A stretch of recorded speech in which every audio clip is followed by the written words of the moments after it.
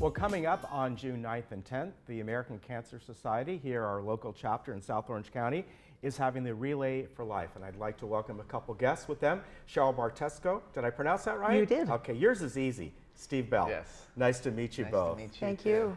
Thank you. First, let's talk about sort of the background of the Relay for Life. You were telling me before we got back on, it's been over 30 years. In 1985 is when Relay for Life was created. The first relay was in Tacoma, Washington. Dr. Gordy Klatt, a colorectal surgeon, did a 24-hour walk with friends and patients. They raised about $27,000.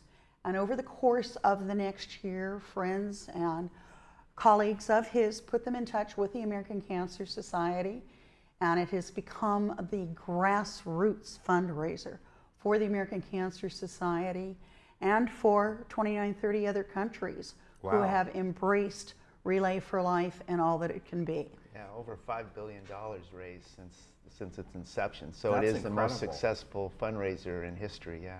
Wow. And of course, when we speak of the American Cancer Society, this is all encompassing. Absolutely. There's different organizations that focus on certain types of cancer, as we've certainly seen. But this one is for the research and everything that goes along with it. Yeah. Advocacy, and the services. Services are key to the monetary funds that we bring in. Any patient, any caregiver, help they need are no cost. The funds that we raise from Relay for Life support all of those services. So Steve, people can turn to the American Cancer Society if they're in a situation where, you know, they need help. They not only finding the information that they need, but also if they can't afford it, would that be treatments or just information? Well, good example. In Orange County, we have a really strong Road to Recovery program, and that's a program whereby volunteers will transport patients, cancer patients, to their chemotherapy or their radiology treatments. I mean, it's not nice that situation, but it's nice that it's that's great available. that you have that safety net there. We also have the Hope Lodge, where people that have to travel significant distances for their cancer treatments can actually stay at a lodge that the American Cancer Society funds during the course of their treatments. So there's a lot that's available to those that are going through that journey. And how are the funds, how do you raise these funds with the Relay for Life? Are they the entry fee? Are they donations that go on throughout? There is no entry fee. Only requirement B is if you want a t-shirt, you've got to raise $100. It isn't the kind of thing that you register, you automatically get a t-shirt. But the fundraising that occurs with the individuals and the teams, whether it be for pre-event fundraisers, whether it be for, a lot of people are doing very much online campaigns through Facebook and so on. But then at the event itself, it will be opportunities to donate. Many of the teams are going to have on-site fundraisers. We're going to have activities all day long. One of our teams is doing yoga at 2 o'clock in the afternoon, and you do a fee of some sort, you know, a free will donation for that class. Oh, that's very nice. And I think that's really what's important too with the Relay for Life. It not only is a fundraising mechanism, but it's a way to educate the public about cancer, ways that they can prevent it, also the services that the American Cancer Society provides. I mean, donors or investors, as we call them, like to know where that money is going. And so it's very important at the event that we not only provide a great event experience, allow survivors to celebrate their survivorship, like myself, to remember those that we have lost, but to also really educate the public and create an event experience so they really understand how important this fight is that we're in.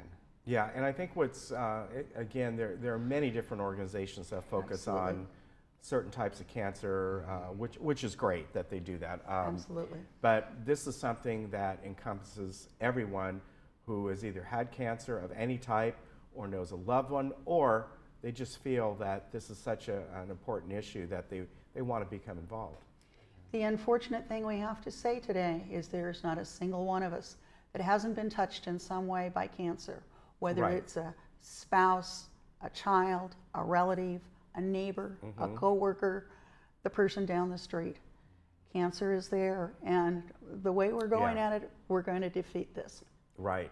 And I think a lot of people first heard of the American Cancer Society when sort of the war on lung cancer and smoking came about. Absolutely. That goes way, way back. That's, Right. I remember first hearing about that in probably the late 60s, early 70s, and that was the first, for a while, that was the main focus. Well, and incidentally, Yeah. the American Cancer Society actually ran that study, which was called Cancer Prevention Study 1, that determined the link between cigarette smoking and cancer.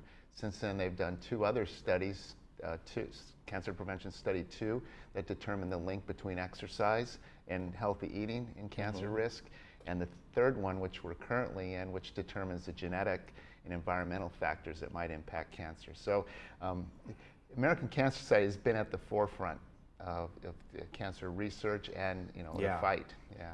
Now, as far as signing up for this, do you have to officially sign up or just show up? You can show up, sign a registration paper then. Okay. When you sign the registration paper, then you'll get the magic wristband, because of course you have to be covered by the insurance that we all need to have. Okay. Or you can go online, and our website is SOCRFL. Okay, .org. SOCRFL. And then what I had up there was your Facebook link, so if you go there, you Facebook can link get the too. information. Yes. Okay. And they can come, you can be there for a little bit of time, you can be there for the whole time, and there'll be some of us camping out and being there for 24 hours. The reason that the relay is 24 hours is because cancer never sleeps. And it's on Saturday and Sunday. Yes. And on Saturday it begins at 9 o'clock? It And then does. it just goes throughout the next day? Yes. 9 a.m. Okay. the next day. We All right. start off with an opening ceremony, which will have a couple of great speakers, and as part of that, the very first lap is survivors and their caregivers together celebrating those survivors. We continue on through the day with entertainment, activities. At 9 o'clock at night is the luminaria ceremony. Okay. The track will have luminarias all the way around it. And that gives us an opportunity to honor those with us and remember those who are no longer with us.